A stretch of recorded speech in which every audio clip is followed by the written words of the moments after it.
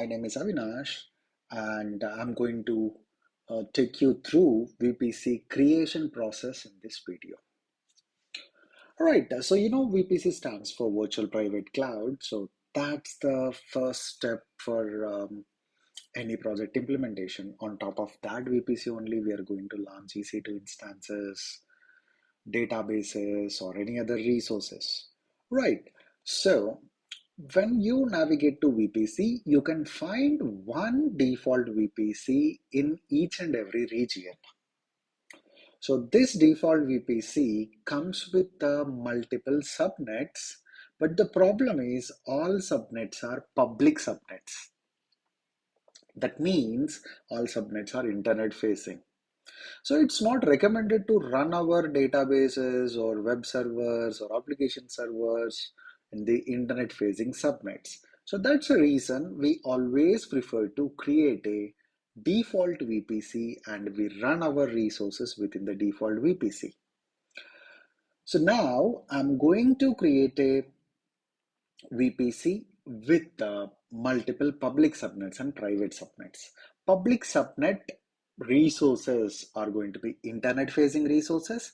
Private subnet resources are internal resource. If you want to provide internet to private subnet resources, you need to depend on additional services like a NAT gateway or NAT instances.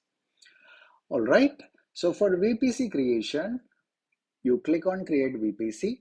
You have two options, VPC only and VPC and more. So in a previous video, I already explained VPC and more. So if you already have experience with VPC, you can prefer to go with the second option. But my main intention for this video is to explain each and every step we have in the VPC creation, right? So I'm going to call this as a custom VPC. And what CIDR block you want to give. So basically AWS supports from /28 to /16 CIDR blocks, subnets. So how big VPC you want to create, right? So that depends on the subnet. So we can choose any of the private IP address classes, you can choose 10 series, you can choose 172.16 to 31 you can choose, or you can choose 192.168 series here if you're using IPv4. So those are the three ranges we have under private IP address ranges. So I prefer to go with the 192 series, 192.168.0.0 slash 16. This is the highest one. We are going to get 65,536 IP address total, as AWS reserves 65,531 usable IP addresses we are going to get. If you really don't want that much big VPC, you can choose anything between 28 to /16. So I always prefer to go with the /24. It gives 251 IP addresses. I'm not going with any IPv4 and I'm going with the default tenancy. Then click on create VPC. Right, so you can treat this as a step one. In step one, we have created a VPC. When we created a VPC, AWS is going to create a route table automatically. This is a main route table for our custom VPC. Whatever the subnets you are going to create now within the VPC, those all will be part of this main route table automatically. Even if you don't add those subnets explicitly, this route table also, it will be use same route table. So then another component it creates automatically is it creates a network ACL. So you see here one network ACL is created and this is a default network ACL and it allows everything in inbound as well as outbound. And also it creates one default security group. This is a default security group. We cannot delete the default security group. Now, let's navigate to subnets and create some subnets within this newly created VPC. So in this video, I will try to create two public subnets and two private subnets. Click on create subnet. I'm going to select the newly created VPC and subnet one of one, and I'm going to call this as a public subnet 1A. I want to spread my VPC subnets across multiple availability zones for high availability and for fault tolerant purposes. So I'll create one public subnet in AP South 1A, and I'm going to add another subnet, and I'll just do copy paste. I'm going to call it as public subnet 1B. So two subnets, one is in AP South 1A and one is in AP South 1B. And then what CIDR block you want to use? Make sure your CIDR block is within the VPC CIDR range you selected. So I'm going to use last 26. So that is going to give approximately like 15 59 IP addresses, I believe. Yeah. So just scroll down and I'm going to use 192.168.0.64/26. So if you have any doubt on this subnet, you can always refer Visual Subnet Calculator. So here I'm using /24.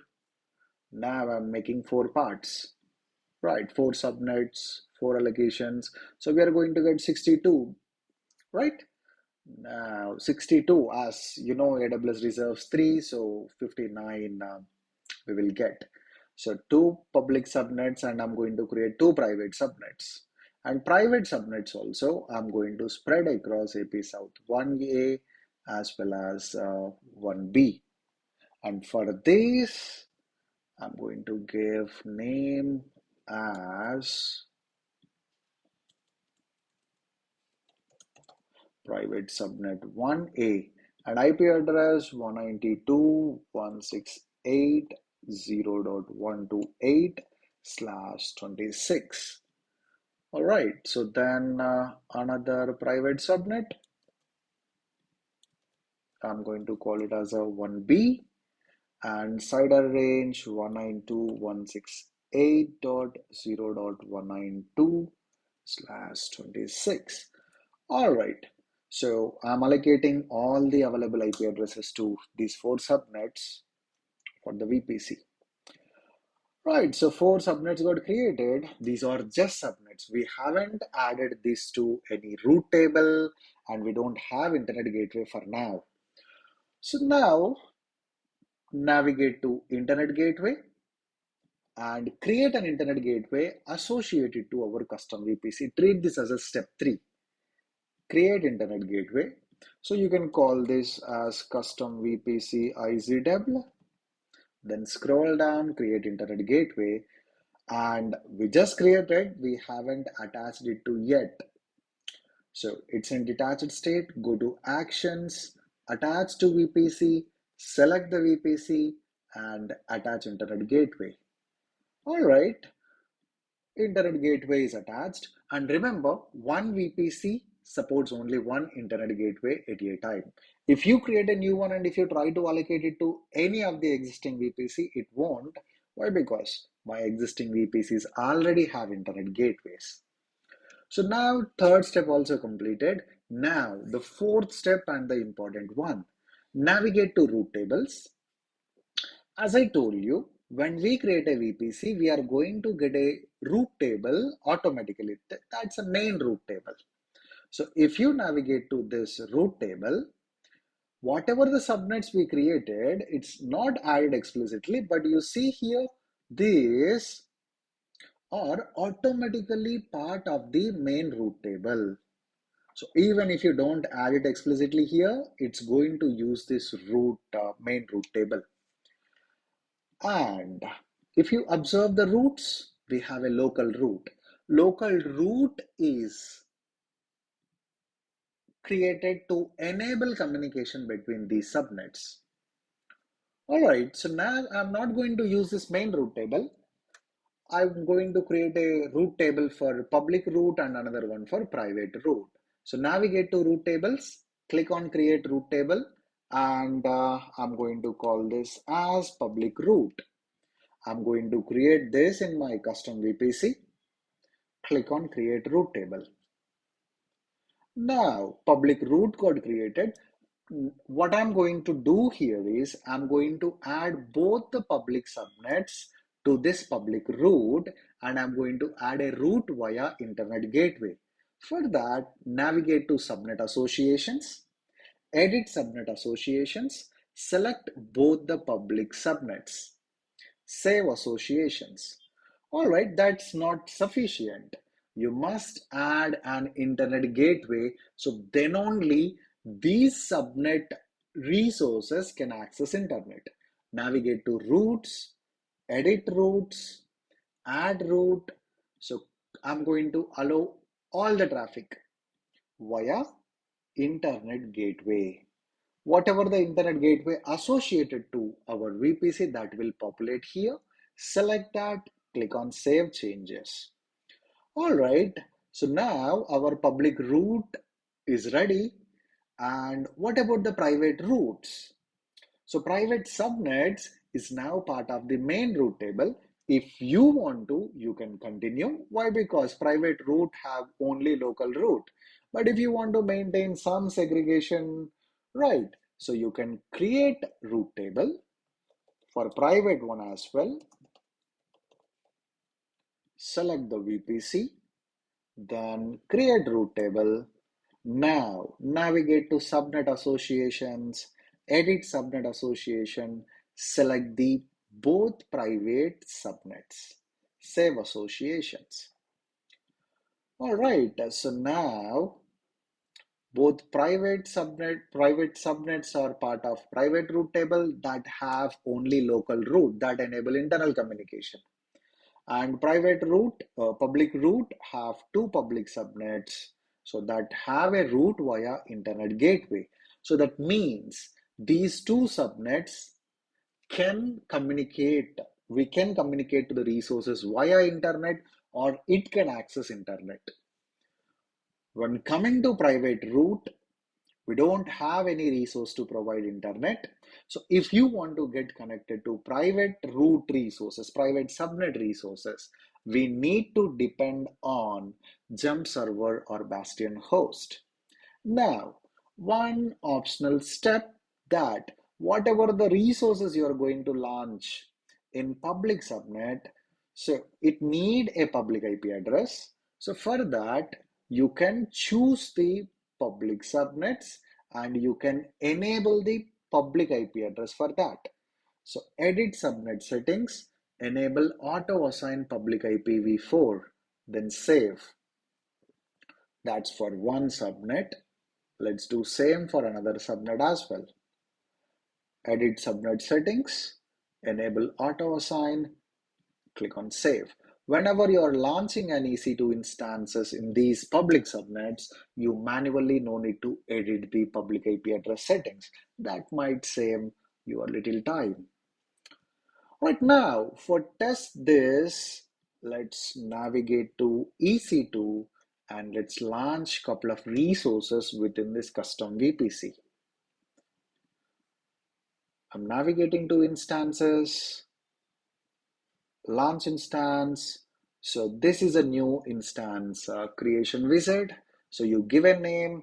I'm going to call this as a BH. That means Bastion host. And I'm going to choose Amazon Linux. And I'm going with T2 micro that comes under free tier eligibility. I already have key pairs. I'm going to use my Linux KP. So then scroll down, and if you want to choose an existing security group, you can go and select it here, but this is picking default VPC. So don't go with the default options. Click on edit, choose the VPC we have created some time back, and you want to launch it in public subnet or private subnet. As that is my Bastion host, I'm going to launch it in public subnet.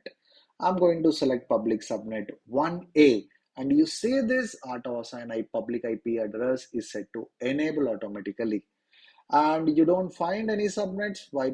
Security groups. Why? Because this is a brand new VPC. So create a new security group, and I'm going to call this as a BH SC Bastion host security group.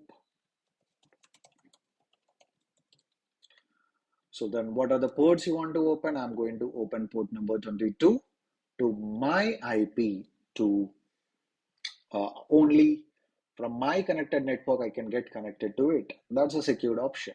If you are roaming across multiple networks, you can always set anywhere, but I always prefer to select my IP. Right, so I'm going with 8 gigs. Click on launch instance. Now a Bastion host got created, and quickly launch another instance in private subnet. Launch instance, and I'm going to call it this instance as private subnet instance. Amazon Linux 2, T2 Micro, and I'm going to select my Linux KP, edit. I'm going to choose custom VPC, and I'm going to select private subnet. As it is a private subnet, we really don't require any public IP address. Even if you explicitly add also, there is no use. I'm going, I'm going to create a security group for this. Private security group and port number 22 for now I'm going to give everyone, or else if you want to connect to this much securely, so you can give your Bastion security group here. So whoever connected to your Bastion host, only they can get connected to private subnet. This is one option. Otherwise, you can set anywhere, or you can even give your Bastion public IP address also here. Anything work for us. To make it simple, I'm setting it to anywhere, 8 gigs, launch instance. All right, so now we have an EC2 instance in public subnet and another EC2 instance in private subnet. Now, let's get connected to these EC2 instance. So for Bastion, I'm going to grab the public IPv4, and I'm going to use terminal to get connect.